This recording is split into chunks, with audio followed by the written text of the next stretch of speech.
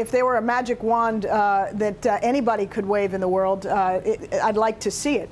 But the United States has been and remains the critical player in all of this. Look, I think Susan Rice in that clip you showed was right when she said the United States is still the indispensable power. But what is striking as you look at all of these bits of chaos around the world is the difficulty the United States has in making any headway. So, yes, John Kerry was out there trying to put together a one-week ceasefire. Remarkably enough, both Israel and Hamas told him no dice. The United States has been trying to get Vladimir Putin to back off in Ukraine.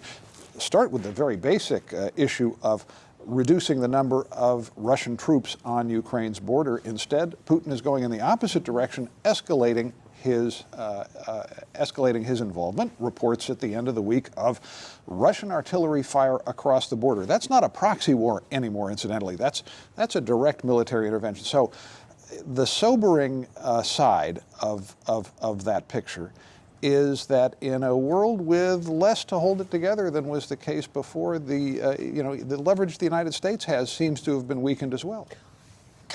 You say it's remarkable that the Israelis and Hamas didn't take Kerry's ceasefire agreement. I mean, he's been traveling the world now for the past year and hasn't been able to resolve anything. I'm curious to all three of you, based on whoever you talk to here in Washington or overseas. I mean, do people think he's been effective? It's a great question. I think, look, you have to give him credit for energy and indefatigable optimism that he can go there. He has accomplished some things. Afghanistan right now, he brokered a deal between two candidates who both believe they won the election there that could easily devolve into a much more fractious and violent situation. He brokered a deal to have an audit and a unity government. Right now, that's holding. He can claim credit for the deal that got Syria to give up its chemical weapons along with Russia. But you're right, he's been frustrated again and again and again, and yet he still is out there trying.